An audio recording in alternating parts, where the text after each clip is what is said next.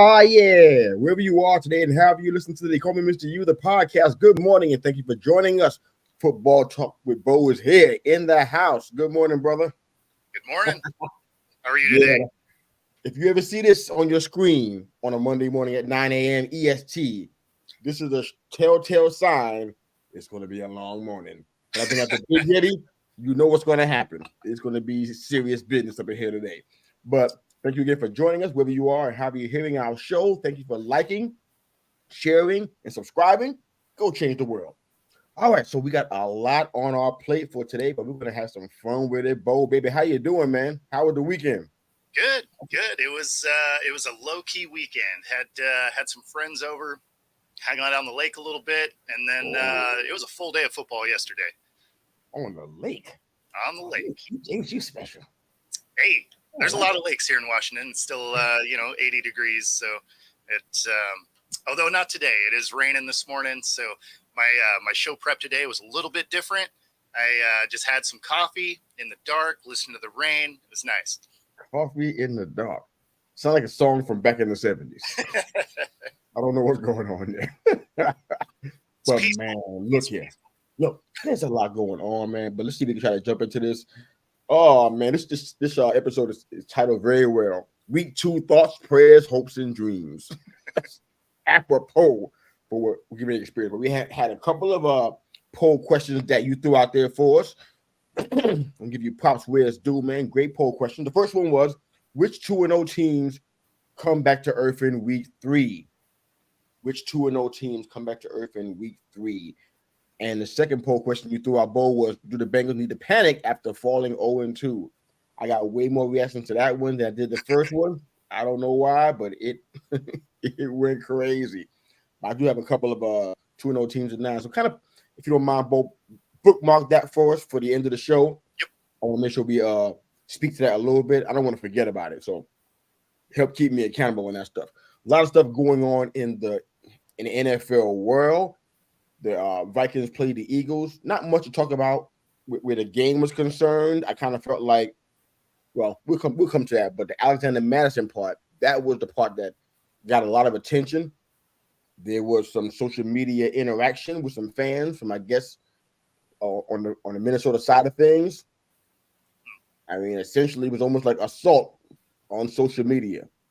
The kind of words they were using, the expletives, the threats being made against his life and his family after a loss. That's pretty wow. Yeah. I mean,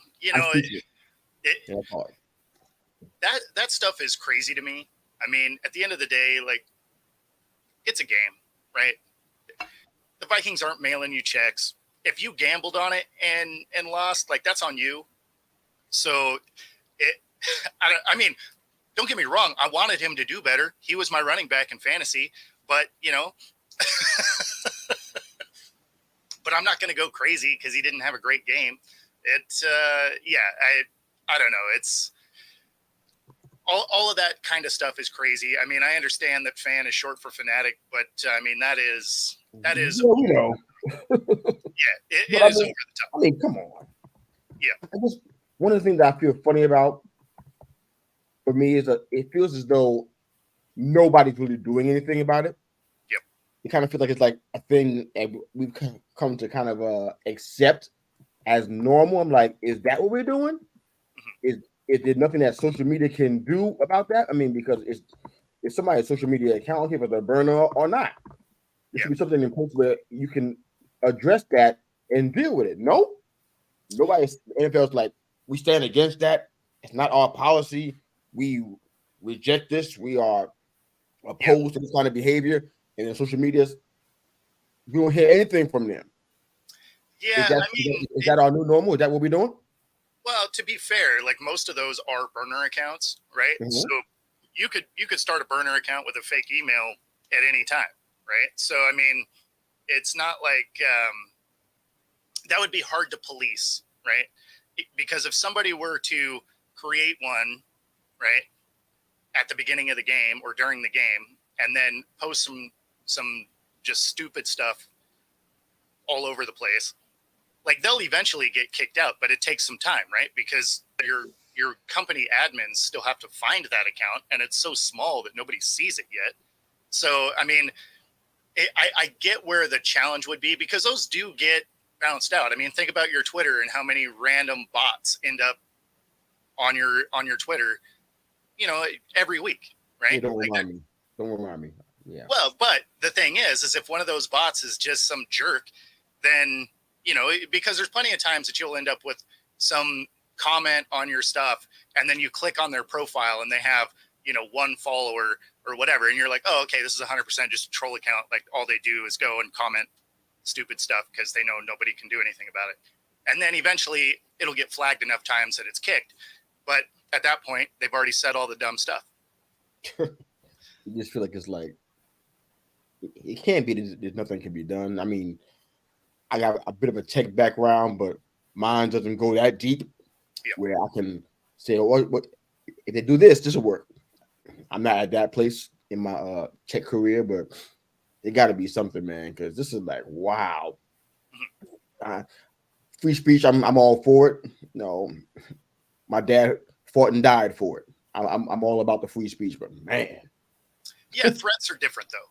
I'm like, we still doing this? I mean, even I learned in take some criminology courses in school or in college. That's considered assault. The words. Yeah. Battery is a physical act. Assault is actually, you have to say words out of your mouth and without any hands. Yep. Any use of hands, and it's considered assault. Those are assault charges according to criminology 101. So it's like you should be kind of pumped up to do something about that. But prayers go out to Mr. Madison and his family. Hope everybody's well and nothing's transpiring that we're not hearing about. Colorado. I want to go into college a little bit, but the whole melee. I mean, I was getting stuff on my notification on my phone. They hadn't even kicked off yet. It was like 9:05, and I was getting notifications about them having a scuffle midfield. They hadn't kicked off. They kicked off at 10:05, 10:10. I got people on my feed just telling me about how Dion he's coaching a bunch of thugs, and yeah, I gave him a little bit of props to that. I probably shouldn't have given him no credit for all the smack talk they were having with me over the past 48 hours. But they were talking about thug life and how Dion just coached a bunch of thugs, and everything that happened was, I'm like, there was some thugism if you want to go that route. This thugism on both sides of the field on Saturday night. It was a whole bunch of stuff going on that if you want to throw labels around and talk about somebody being a thug, it was a whole bunch of that stuff going on. Black and white players were out there with the thuggery on Saturday night.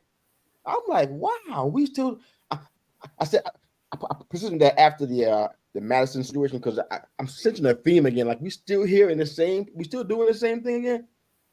A player doesn't have a good game. We are attacking him with racial slurs and tell him to kill himself. And then you got players on the field. Both players in a rivalry game, which is heated to start with, because usually Colorado has one game in their belt, one win. Colorado State probably has more than that normally. So they used to beating up on these guys. And they came out here punch for punch with them. And now they got 3 wins. I don't know what Colorado State has. So it's already a rivalry heated to start with. Yep. All the extra ESPN coverage. You got First Chake and Pat McAfee out there. I mean, they ended up in Colorado State. You had the coaches earlier in the week. Matter of fact, I'm not even sure that Colorado State even ever had that kind of coverage before. So they're getting all the kinds of so that the anxiety and the angst is over there at a fever pitch already before you even get on the field. They're out here fighting before this game even starts, before they even as a kickoff. What's causing all this, man? Who's to blame for all of this stuff, man? I mean, like in this case, yeah, I think there hasn't been media coverage, and then it's just been a circus around Dion this whole time. And, I don't really know what the plan was with saying, oh, when we talk to adults, we don't wear a hat and glasses. Like, I don't know what your end game there was. One of the Did you hear what he said afterwards? Yeah, he tried to walk it back. Yeah, no, I know, but he wasn't talking to Deion. He was talking to his players. Yeah, okay. But I mean, you were talking about Deion. I mean, let's be real. So, I mean, probably like the best take I heard on that was actually Joy Taylor, because she was like, what is, like, how does that help, right? Like, at the end of the day, college football is about recruiting. How does this help you recruit, right? Saying stuff like that, it doesn't make any sense. So, and I agree with her in that way. It's just like, how does this help your program? All it did was create bulletin board material, create a more contentious environment that was already going to be heated anyway. It's a crosstown rival, right? So, I mean, you don't need to add elements like that to it. And then you get to the game, and it was dirty play on both sides. Obviously, that hit, was super uncalled for. And then, of course, you got, Sanders looks like he's busting out the Three Stooges poking the eye thing. So, I mean, like, right? Yeah. I mean, it was just, there was so much crazy about that game. So then it makes sense that it goes to overtime, and, it's just a circus the whole time. Like, there was nothing about that game where you're like, oh, this is amazing. Like, the whole time you're just like, man, this is a weird football game. Absolutely. I mean, I saw the video clip. That's why who's at fault, because I'm trying to figure out where this all started from, because the comments by the Colorado State coach, whose name is escaping me right now, but he start all this, or was it already going? Because I seen a video of Travis Hunter before the game. He wasn't even dressed yet, dancing around these boys and making comments, and I wouldn't say it was menacing, but he was, antagonizing them a little bit. This was before the game too. He was in shorts still, so it's like, wow, you're not helping the whole. I'm gonna say about the comments that I got on Twitter that you and I were discussing. I think they were derogatory. I think some of them were kind of a little bit race-based, if you will. I'm just being honest about it. If you guys listen to guys that made the comments, yeah, I'm still talking about you, and it's a fair assessment. Some of that is race-related. Your comments about Deion and the team. However, what I will say is this: if you play with discipline and you teach your players discipline, some stuff that happened in that game wouldn't happen. For sure. It was a bad look on coaching and discipline as a whole, based on the amount of things that went off the rails in that game. But it definitely started with, Jay Norville's conversation with the media earlier in the week, because again, that's not something that needed to be said, and it's not something that should have been said. Even if you were conveying that to your team, do that. Convey it to your team, and keep it behind closed doors. Be like, hey, that's how they do it over there. That's not how we do it here. And that's fine. You can absolutely do that. But as soon as you involve the media and the circus that is surrounding Coach Prime and that program, man, like, you're just asking for a problem. And, so does it get some extra cameras on your school? I mean, yeah, but not for the reason you'd want. So I was impressed with how tight the game was, though. I mean, it was 335. Yeah, it was a slugfest. Absolutely. His Deion's old team, Jackson State, got slaughtered. They got maligned after 77-34. I mean, he did remove half their team when he left. So I know. I thought they had these 3 more players left, because 77-34 is a lot. But it's neither here nor there. But yeah, like I said, I'm not happy with how things went from a discipline standpoint. I could use a new pair of glasses too. Right? Hey. That's great, but I mean, all the other stuff, unnecessary. Yeah. What about college, man? You have anything else you want to share about college? Any game that jumped out at you? I can talk about Michigan for a little bit, but I won't. Yeah, I didn't watch a lot of college football this weekend. Fair. That's okay. Guess what we do? We keep moving. Yep. Quick blurb about Michigan. We did get the W, 31-6. I'm concerned about our backup offense. 0 points. I'm concerned about that. Number 2. Number 1, I'm concerned about is our scoring in the fourth quarter. That's not going to work. We can come out the gate smoking. We've done it a couple years in a row. Got Big Ten championships, off that effort, no question. But that fourth quarter scoring, got to keep that going. And usually, if you got a big lead and you're taking our starters out, those guys still have to score. It's kind of important to stave off a comeback of any sort. So, just a quick blurb there. You want to recap last week's Monday Night Football recap? I mean, we got Buffalo and the Jets. You got the big story there. Aaron Rodgers, ACL. Night. Yeah, no, I mean, it goes down 4 plays in.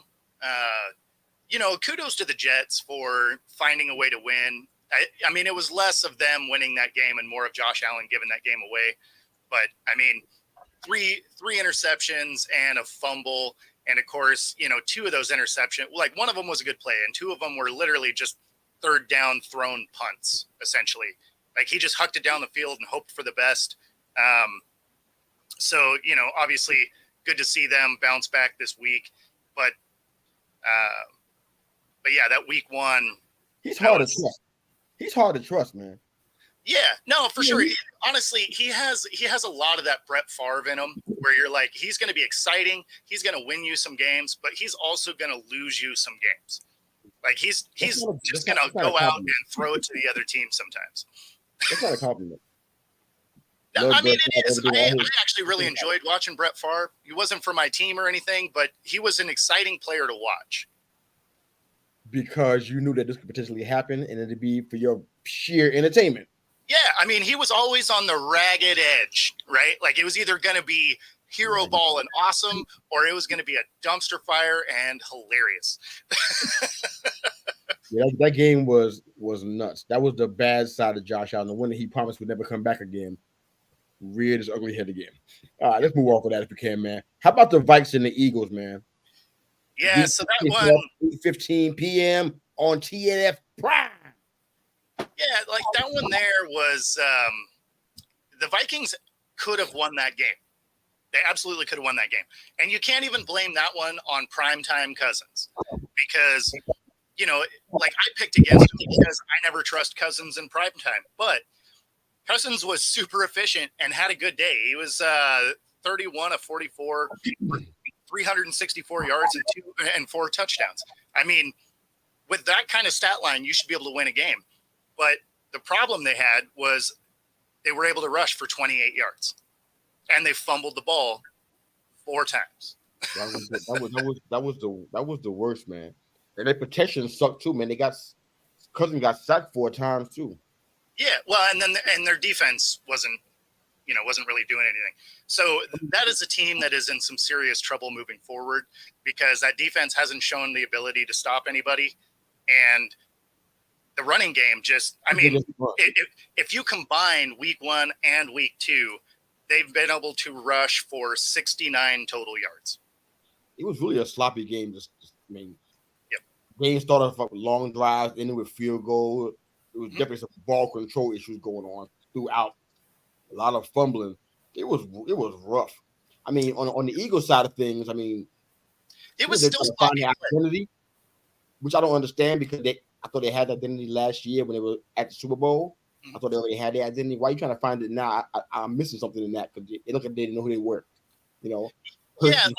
Hurst, hold on. Yep. Hurst, he wasn't in the field very well. Looked like he was not discerning what was happening out there. Really slow start, man. But go ahead, bro.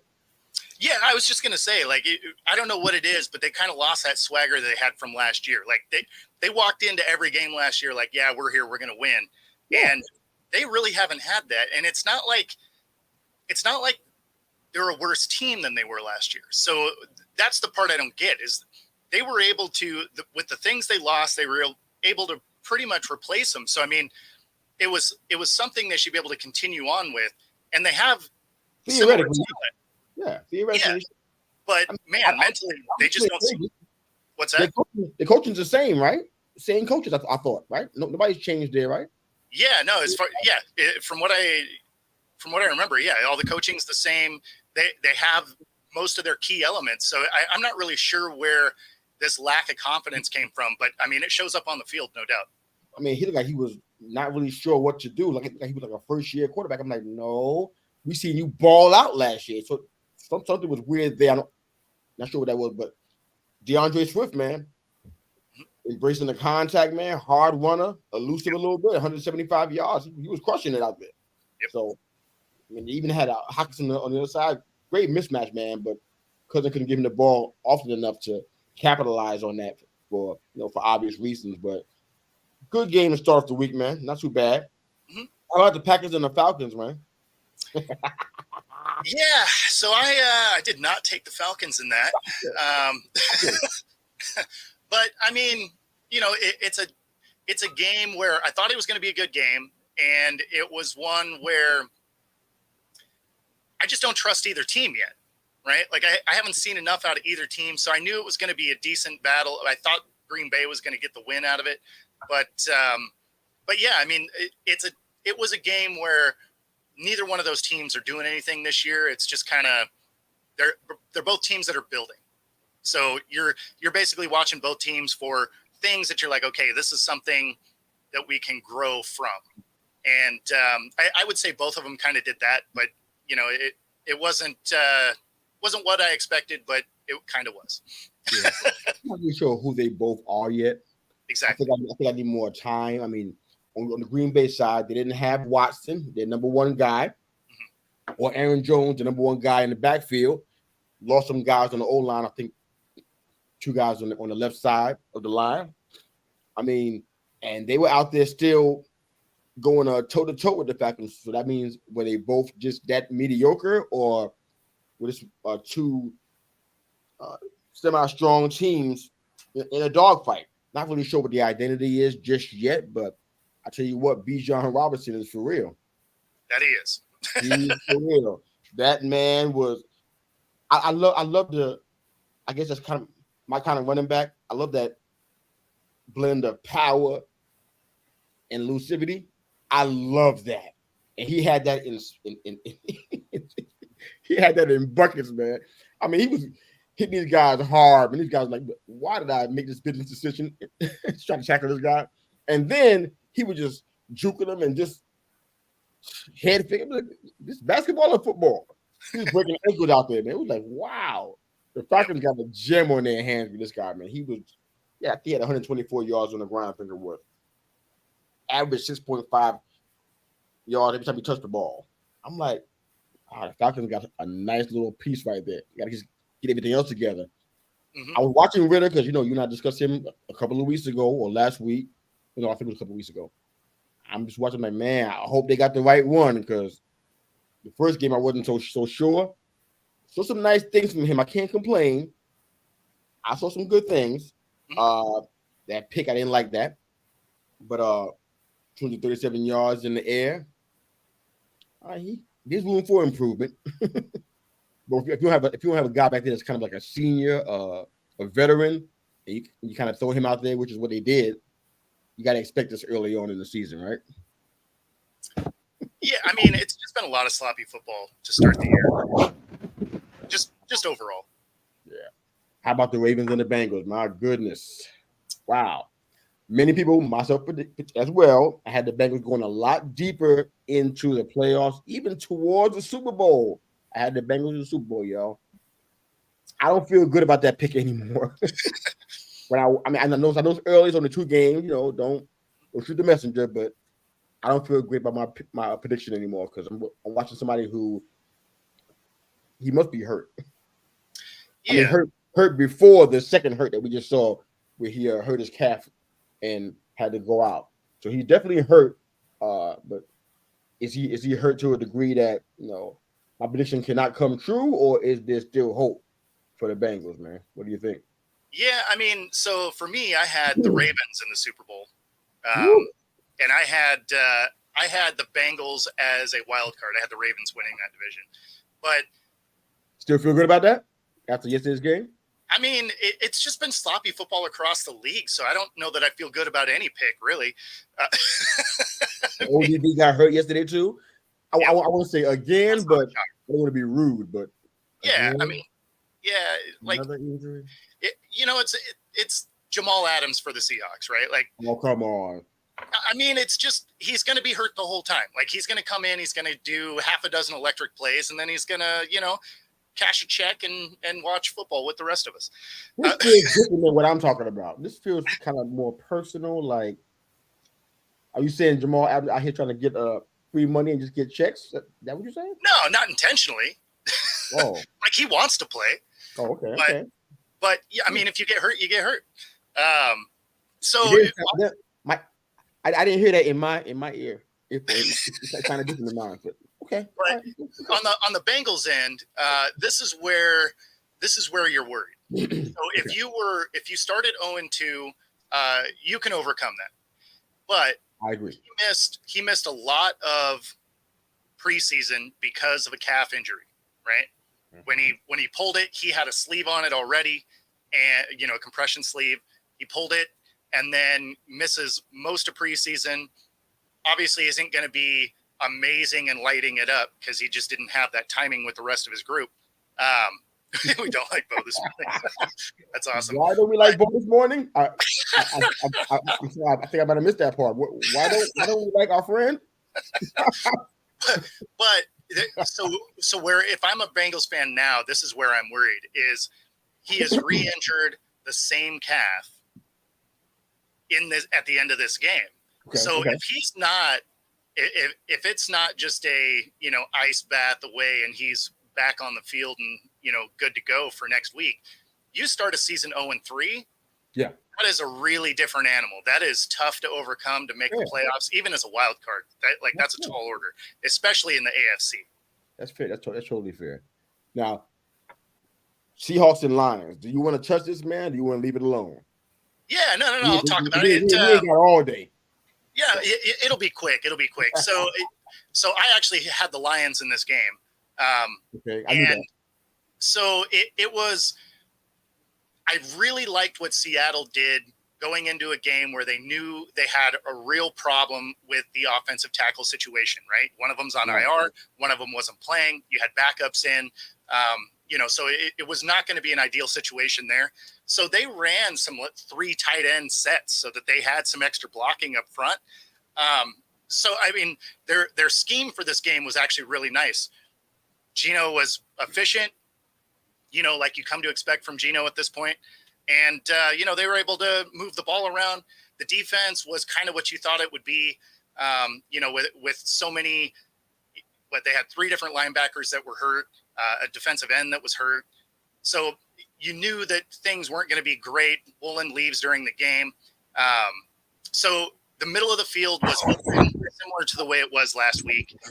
And so Goff was able to exploit that to some degree, but they were able to move some things around to get some stops when necessary. And then obviously it goes to overtime. They get the ball, score first, and it's over. But it was a really good game. I mean, they played each other really tough last year too. They scored 93 points combined last year, and it was still kind of a high-scoring game this year. Obviously, not to that effect, but yeah. I mean, overall, it was a good game. There was a lot of things schematically that Seattle did to try and hide their deficiencies, and so I liked seeing that. Do you think that's something they can continue to do for the rest of the season? Yeah. So against a team like a Detroit, or when they go and play the Panthers, stuff like that. Some of those mid to lower tier teams you can do stunts like that. I think when you play some of the better defenses, when you go against the Eagles and the Cowboys and the Niners, I don't know that holds up against that level of talent, but against your mid to low teams, you can absolutely use stunts like that, and it'll work to some degree against good defenses too. But if they know it's coming, they can plan for it. Okay, that's going to be something to watch. Definitely love the walk off by Tyler Lockett. That was my old fantasy football guy, boy. They would let him fall. They would let him fall in the draft. Yep. And I would just grab him every time. Like, keep giving him to me. He would help me out so much, man. As long as he's healthy, I always got some production from him. Somebody else in the fantasy world got it today. Walk off touchdown yesterday. Some of the most sure-handed catches ever. Absolutely. Chiefs and Jaguars. I don't want to spend a lot of time here, but man, early season special team issues again. I'm like, this team frustrates me. It's not my team. It's my grandson's team. Allegedly, he changes teams every year. Now he's a Chiefs fan. Not sure what that's about, but they frustrate me because they keep on riding on this, essentially riding on Mahomes. And there's areas that they don't really seem to fix and address, like special teams. You can lose by special teams, you know. Oh yeah. It's like, and yet you're still trusting Tony and Sky. I'm like, wow, these guys aren't sure-handed. Clearly, big plays, ball control issues. Sometimes they do great. Make a catch, yak after the catch, great. Then you got times in the stretch where you can't trust them. You got MVS on the team still, Marquez Valdez-Scantling. You got the rookie from Texas, Rashee Rice. And then you got my boy from the Giants and from the Niners, Richie James, excuse me. I'm about to say Rick James. No, not Rick James. Richie James, not Rick James. I mean, and still have held the Jags to 9 points. Yeah. What a frustrating team they are for a Super Bowl champion, because you see them do so much ugly stuff and they still get a win out of it. It just ain't right. But yeah, I mean, it was just an ugly game all around. Both teams. I didn't like what I saw to both teams. Both those teams probably would have lost to half the league last week if they wouldn't have played each other. Like they probably would have both lost. So yeah, I didn't love any part of that game really. Like it was just really sloppy, ugly football. I'm really hoping going into week 3 we start seeing some better ball, because man, the first 2 weeks been rough. Yeah. Let's move on to the Colts and Texans. I'm not gonna stay here long. I just want to make a quick point about something you and I were talking about. I think about 2 or 3 weeks ago. Richardson went out with a concussion. Yep. How'd that happen? As a runner, right? Absolutely. Scored twice and then got concussed. Yep. This is the moment that I feared. Mm-hmm. I knew that Jonathan Taylor had a valid argument for wanting to be paid. As told, I can't speak against that. I don't have the credentials to do so. Fine. But if he was there, this issue might not have happened. Mr. Irsay, can you see that? Your quarterback had 2 jobs. He was a quarterback and a running back, and now he's concussed. Who knows when he'll come back next week? Not you usually. Don't know. Huh? Exactly. Not usually. So at least maybe a couple of games, maybe. You know, it's like I would imagine at least one, right? Because usually you don't get back from concussion protocol in the same week. Usually you end up missing a game. You know, and you know, the one thing I will say on that though, kudos to Richardson in recognizing that he was having those symptoms and self-reporting. So, I mean, at least it was that, right? Because he had that hit before the second score, I think it was, or maybe it was at the second score, and then the next series it was 3 and out, and then he ended up tapping out for the game. And you know, it's a benefit to the Colts that they have Minshew, right? Like he was able to come in and finish that game out. I would bet that Minshew is the starter for next week, though. Of course he is. What they got? Easy. Well, I mean, the big thing is I just don't think he'll be back from concussion protocol. Who's not? Shout out to Nico Collins from University of Michigan. 146 yards, 7 go blue. I love it. Right. Chargers and Titans. I want to talk about something else more than the game itself, so I'm trying to jump off of the game really quickly, though. But something's not right with the boats. I don't know if you saw a bit of the. I saw little bits and pieces. Last year it was 7-5 in 1-score games. Last year, 1-0 in OT. So I thought it was going to OT for sure. I had to go find the stat, but something's weird. In Herbert's production this year, I don't know what's going on, but something's. They always had talent, in my opinion. They added more with Quentin Johnston, but they always have talent. But something's weird with Herbert. I'm not sure but the production's going down from the quarterback position since last year. And I don't really know what's going on with that, but I had the numbers, but I lost some of the numbers. But I had the ones from last week and this week. 23 for 33 for 228 yards and a touchdown. That was week 1. This week was a little bit more because it was a little bit more of a dogfight. He threw 38 times for 305 yards and 2 scores. But it definitely went down. But what I want to talk about is not so much the game, because it kind of is what it is, but I had a question about this 4th-year quarterback debate, kind of a Burrow versus Herbert. Both came out of the 2020 draft. Pretty even, I guess, as far as numbers go. I think Burrow had the edge in touchdowns and I think less interceptions. But what do you think about these two guys? I mean, they came out in the NFL at the same time, both in their fourth year. They both probably going to get paid. Burrow already got his money. I think Herbert is definitely due to get his if he hasn't. I don't think he has yet, so I think he's ready for that. Who do you like out of these two guys, man? Long term. I'm talking about just the highest upside. So long term, I'll take Herbert. Why? For no other reason than Burrow gets hurt. So that's one of those. If you can have similar numbers, then I will take Herbert because your best ability is availability, right? Fair. So, the talent is out there for both of them. Do you think it's still Herbert long term? Yeah, and again, only because of Burrow injury history and injured again. Where Herbert is held back is coaching, near as I can tell, because Staley is supposed to be a defensive coach, and they have one of the worst defenses for whatever reason, because on paper they shouldn't. So that's where it's kind of yeah, Herbert and Tua also. Yeah, I mean they all have very similar numbers, but the problem is Tua is also injury prone, especially when he was in college. So I mean, like, that's just continued on. But Herbert tends to stay healthy. I mean, I think that Herbert is going to take that next step when Staley gets fired this year. Okay, we'll go ahead and cancel that debate. I was thinking about it for next week, but we'll go ahead and cancel it now. All right. All right. Help me out here, bro, because I can't spend too much time here. We got our power rankings coming up, so I got to talk about the Giants and the Cardinals. I was trying to find ways to avoid this conversation and move on to the Commanders and the Broncos, but yeah, we're not doing that. Okay, so initially, here's my initial thought was, you know what? We're in the second quarter. We've been outscored 60 to goose egg. Yep. Historic numbers going in the negative direction. Mm-hmm. Our D-line was supposed to be our strength, supposedly. We had,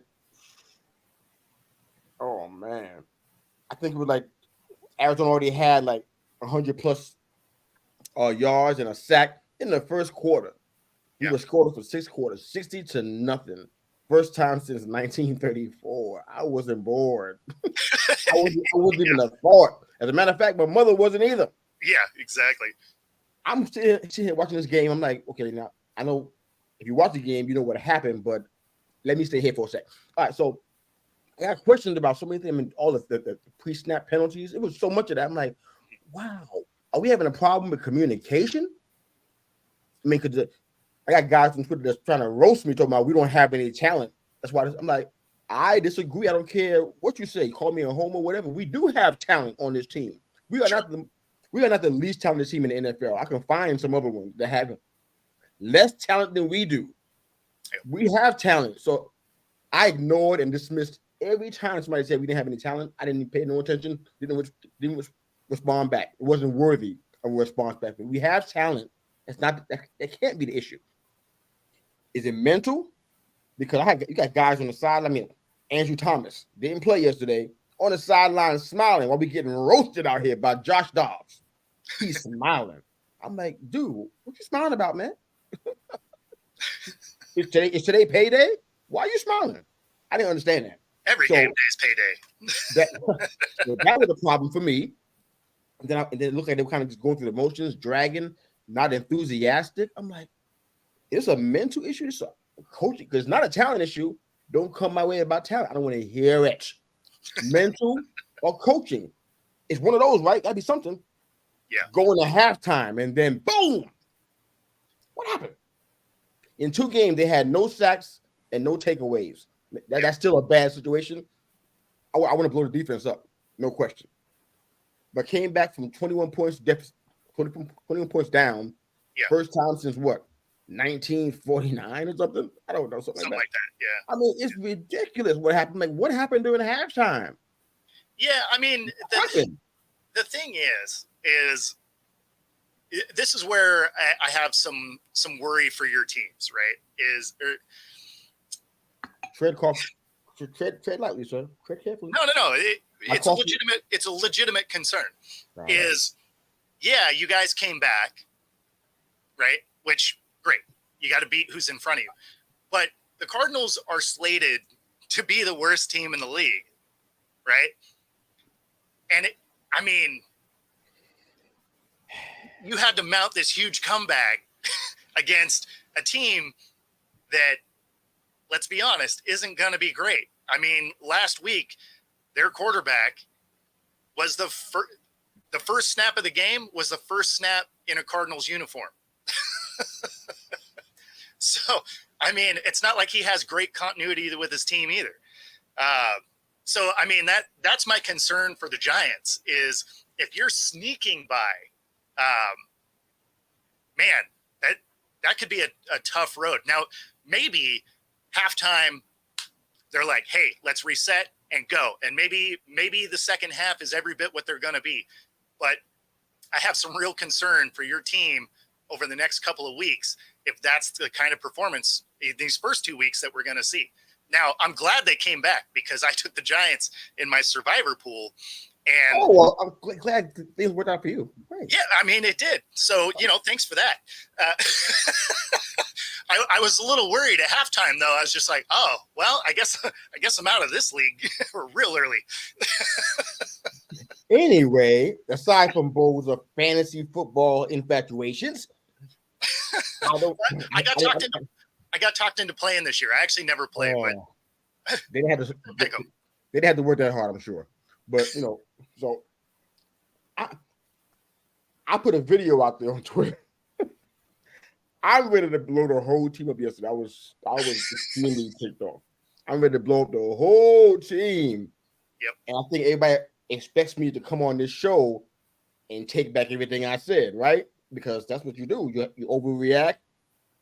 You go crazy out in the moment. You come back and you change your mind, right? You backtrack, right? That's what you want me to do, right? I don't think you have a lot to backtrack, though. There's a lot. I'm not backtracking nothing that I said. Not like one single solitary word. The only thing I will backtrack is that I'm gonna use a little less explosive than what I planned, because I don't want to blow up the offense because I don't think we had a chance to see what they are yet. Because all the issues on the O-line, specifically that, and I think that we can fix that with some different personnel, not the same guys that we have. I don't like what's happening, but the defense and the coaching, I got me big problems with that. There's 3 coaches I want gone right now, and they're not named Dayball. I want all of them gone. I never advocate somebody losing their job because I lost my job before. It's not a good feeling to lose your job, to get walked out of a building, especially a government building. Anyways, but I don't want that. But those 3 guys got to go. And as far as I'm concerned, that the defense, we got all these guys that we paid his talent. I don't see nothing happening. No sacks and no takeaways in 2 games. Yeah, I don't think so. You got to go, man. You ain't getting the job done. And some of these coaches that are on the defensive side, on the offensive side, the OC, Kafka, special teams, and some other stuff, I want to blow it up. So I'm not even delusional about the win yesterday. We did what we did. Daniel Jones did something that was historic that nobody's going to talk about. Yep. He's done something that hasn't been done since Michael Vick in 2010, I think it was. 250 plus yards, worth for 50 plus yards, multiple touchdown passes, worth for a touchdown, no turnovers in the second half. That hasn't been done in over a decade. By the guy they compare him to, calling him Vanilla Vick. That hasn't been done since Michael Vick. Yeah. So that's a huge statistic that you can't take your eyes, you can't ignore that. I don't care who's against. Yeah, I mean, it gets overshadowed by the 6 quarters, 60-0, right? Absolutely. But we got to keep moving. I was going to talk about the Commanders of the Broncos, but we don't have time for that. What I will say is this, though. Congrats to Russell Wilson, man. First player in NFL history to score 40,000 passing yards. To have 40,000 passing yards and 5,000 rush yards. Nobody's done it in NFL history except Dangerous. Yep. So thanks his time in Seattle for a lot of that because he got most of that production from there. So for sure.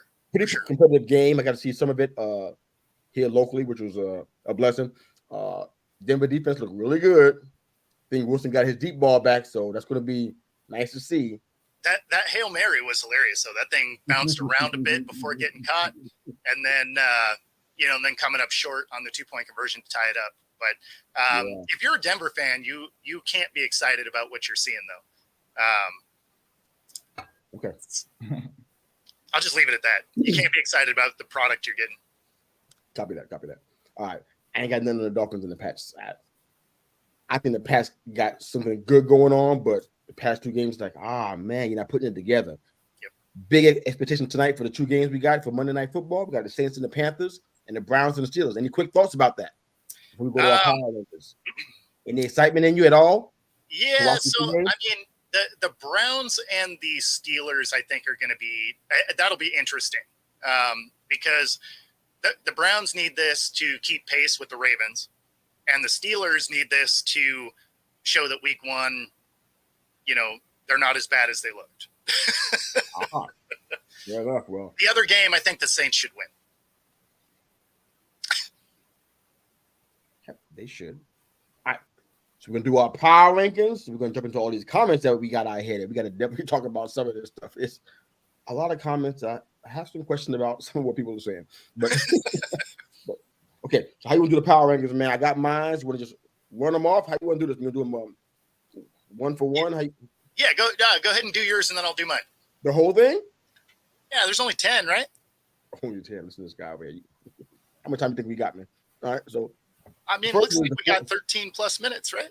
You go back from 10 to 1 or 1 to 10? Just 1 to 10 is fine. 1 to 10 is fine. All right. Well, the first one I got is the 49ers. Dominant D, excellent blocking. I like them so far. I see nothing to change that. See what happens next week against the Giants. Well, this week. Yeah, today's Monday. Yeah, Thursday. All right. 2, got the Chiefs. Okay. Kelsey and Jones are back, so I like what things are trending. Keep your eyes on Sky Moore and Tony because they're supposed to be catching passes, and that's not what's happening. 3rd, Eagles. Slow start against Minneapolis, but it could be a little bit of rust, but we'll see. 4, I'm going with the Dolphins. There, elite speed in the offense, scoring almost every possession, which is really good. Defense needs some work, so we're watching out for that. 5, give it to the Cowboys. Great performances both weeks. Defense is coming in strong, big time, speed on defense. Dan Quinn got a squad out there, so that's really good. 6, Ravens struggled against Houston, which it shouldn't have happened, but it did. They're learning a new system under Monken. So we got ODB got injured, which I didn't add until yesterday. 2 injured O-line guys, 2 injured DBs, along with Marlon Humphrey. So LJ had to do a lot of stuff on his own, but he did pretty incredible against the Bengals. 7, Bills. Careless passes and ball security issues. It could be a Super Bowl caliber team, but sometimes they have some issues there. The O-line is not really protecting. So we got some issues there, but Josh Allen had a 4 TD comeback yesterday. So Lions dropped them by a couple of points after last night's game or yesterday's game. All around great play, man. I like Gibbs and Laporta. Matter of fact, I like Campbell and Branch too. Lost in the dogfight to your boys, the Hawks. 9, the Browns. I bought them in from, I think they were at 12 for me. Brought them into the top 10. Strong defense, held the Bengals to 82 yards in the air, which is not easy to do when you got somebody who got a cannon like Burrow. Blitzed about 53% of the time. Shut out in the first half. Had a Burrow at, I think, 2.6 yards attempt. And I had Jaguars fall a few spots to 10. Strong performance with some challenges at running back. I'm not sure about Bigsby. I'm watching him. I don't think he's the future, but we're watching to see what happens there. Where Ridley is for real. He's a real talent.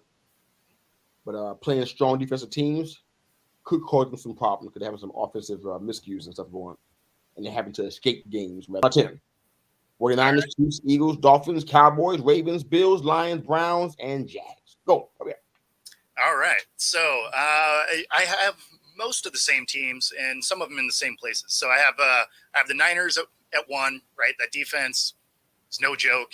I got the Eagles at 2. They look sharp in moments. So they're a little bit inconsistent, but they're doing enough. They're doing enough. This third one is it's tough to even write this down. I got the Cowboys at 3. That defense. Oh my God. That defense is no joke. So give it to them. The offense is doing enough, and that defense sharp. I got KC at 4. I haven't liked what I've seen out of either game really. Now they have enough talent; they're going to win a lot of games. They're going to be in the mix, but they're not the dominant fixture that we're used to seeing. There's a lot of sloppy play. Now, obviously, that'll probably change as the year goes on. But after the first 2 games, it's like, ooh, man, they got some things to fix. Then I have the Dolphins, elite speed. They need some help on defense, but and if they could go get one of these running backs, I think it would help them out. Then I have the Ravens, Bills. Then got the Browns coming in there. They have not looked sharp, but they are getting you see flashes of what they should be. Right. Then I have the Lions. Like you, I knocked them down a couple of spots after the loss last night, or yesterday morning, I should say. And then I have the Saints sneaking in at 10 because I have not liked what I've seen out of the Jags. Same with the Bengals. The Bengals fall off my list just because, again, now you have Burrow hurt again. They have not looked particularly sharp. They're 0-2 at this point. They don't look like any kind of world beater. They don't even look like a division beater at this point. So, I got the Saints sneaking in. Obviously, that one could change a little bit after tonight's game.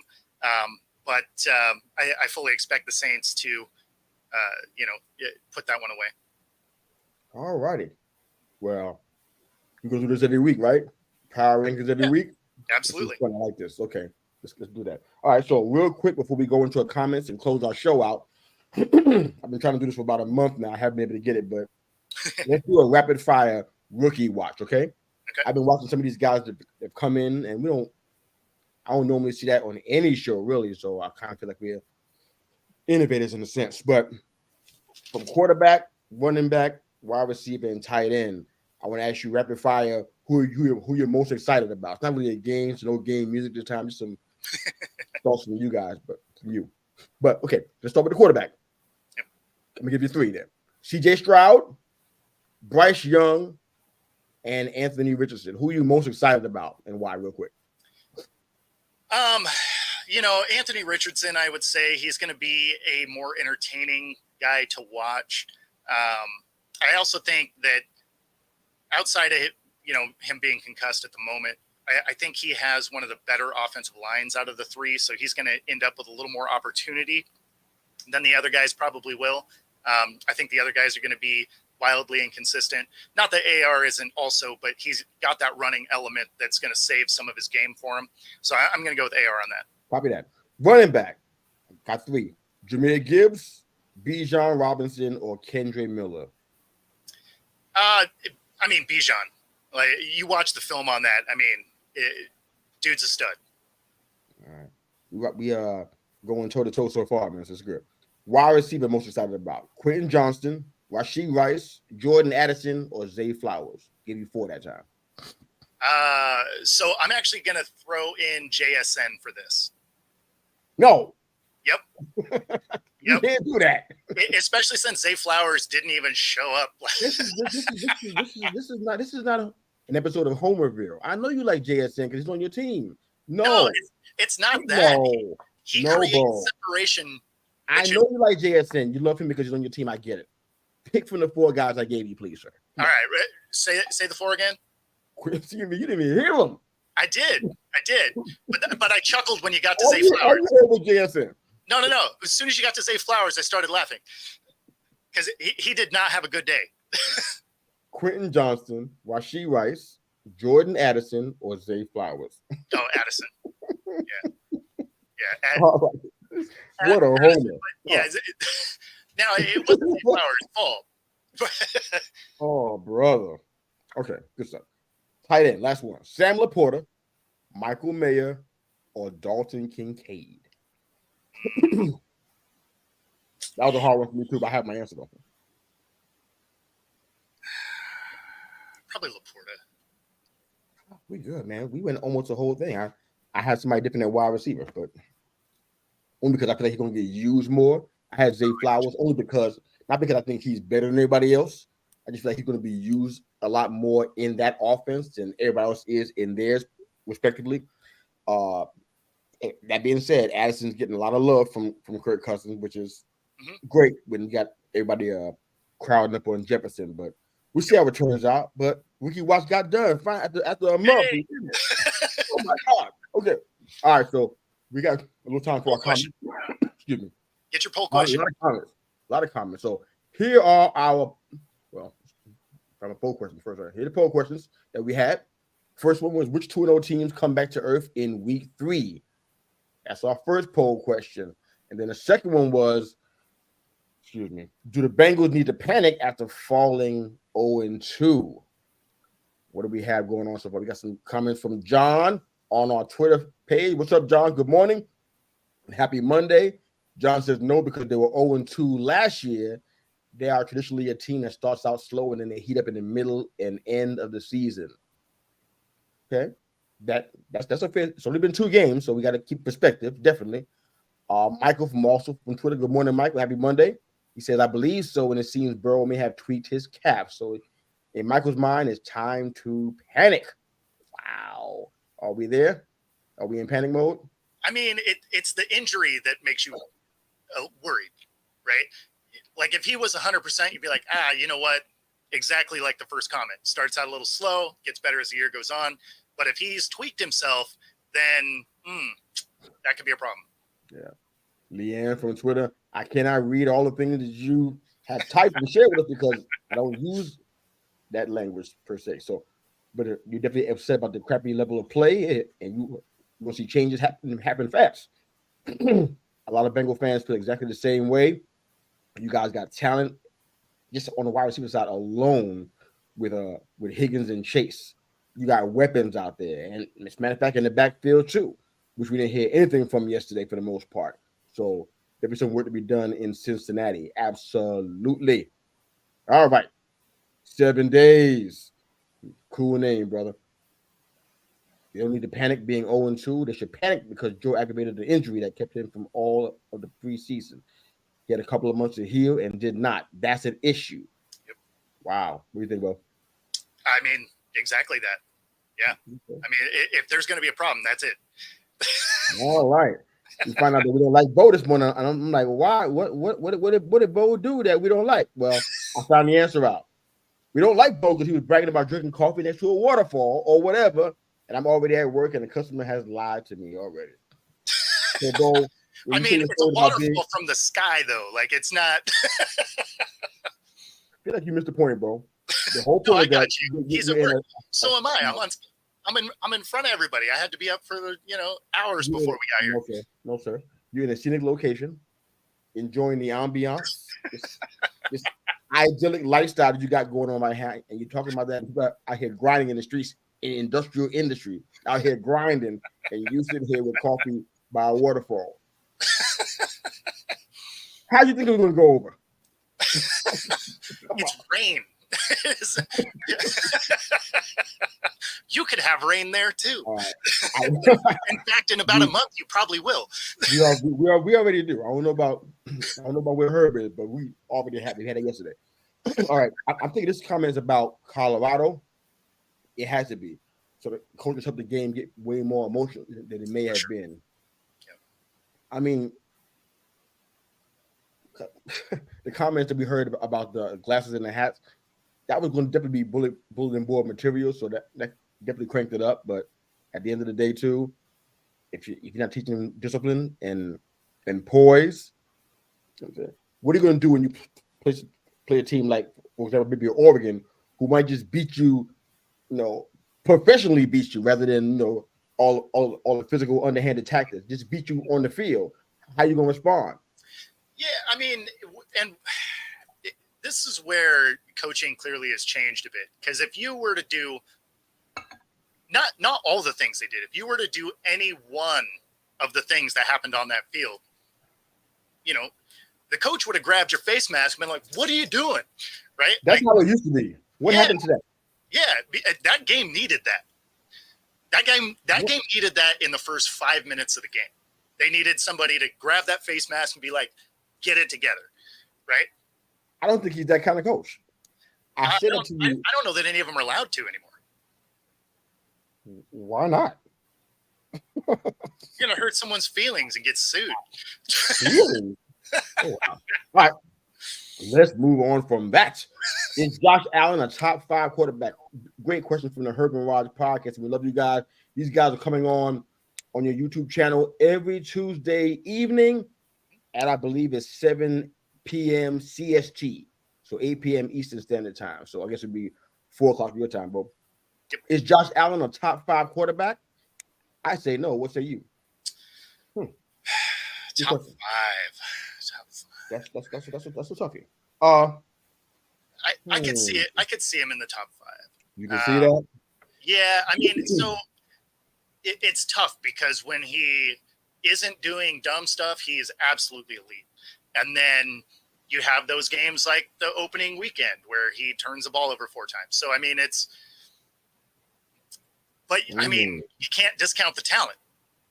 So he may not always have top 5 decision-making, but just as a quarterback overall, yeah, he's probably a top 5 talent. That's a toughie. I have him there, but he's just there. Yeah. I got Mahomes, and I'm even giving Lamar the love he deserves. Jalen Hurts. Okay, right now, Herb and Raj, he's a top 5 for us. Love to hear you guys top 5. If you have somebody other than our top 5 with Allen in it, post it on our Twitter page so we can go ahead and talk about it a little bit. All right, so Love Robinson, he ended up in a great place. Absolutely. That man did work yesterday. He laid the smack down on the Packers yesterday. All right, so happy about Jordan Love. Burrow is fine. His wallet's weighing him down when he's on the field. Big money. All right, Ravens win the division, but Bengals going further in the playoffs. All right, so that was kind of like what I had. So I don't know how it's going to work, but we'll see. Somebody else had the Lions too. Not just you, bro. Yep. Oh my goodness. Okay, this comment I don't quite understand, Herb and Raj. JT is why I was fearful for Richardson on that team. Absolutely. And look what happened. Yep. As a runner, he got concussed. Not as the quarterback, as a runner. Yep. Something to think about. I don't even know where you're going with that one. I'm gonna leave that one alone. What would that be? I'm not sure. I love our friends. Absolutely. Wait a minute. Urban Water Pockets. I like how the Cardinals are disguising their tanking by getting the lead in every game and letting the other team come back. Disguise. Okay, man. I don't know. The 49ers look tough. Love that. All right, last comments for Bo look like, oh my goodness. If my guy isn't listening, I'm not listening. You ain't lying. That's exactly what Bo did today on this show. And again, it was flowers because he just didn't do anything. He had nothing on that stat sheet. I mean, come on, man. JSN got stellar numbers the past 2 games too. Stellar? Yeah. No. The answer's no to that. No, of course not. Like they were fine. You're letting him play right now. Come on, man. Don't do that. I don't think he's even the best rookie in that group I just gave you. We don't know that yet. I think Jordan Addison is better than him right now, right? Wouldn't you agree? Well, that's why I said Addison. No. You got drawn into saying Addison. You didn't do it by yourself. You had help. Me. Well, I like what I'm seeing out of JSN. So, like, 2 things can be true. Wherever you are today and have you listened to the Communist to You, the podcast, we thank you again for making us a part of your morning, your day, and your week. Be sure to like and subscribe. Your weekly man other shows. My mystery Christmas over there laughing anyway. On Facebook, Instagram, YouTube, and of course the Twitter.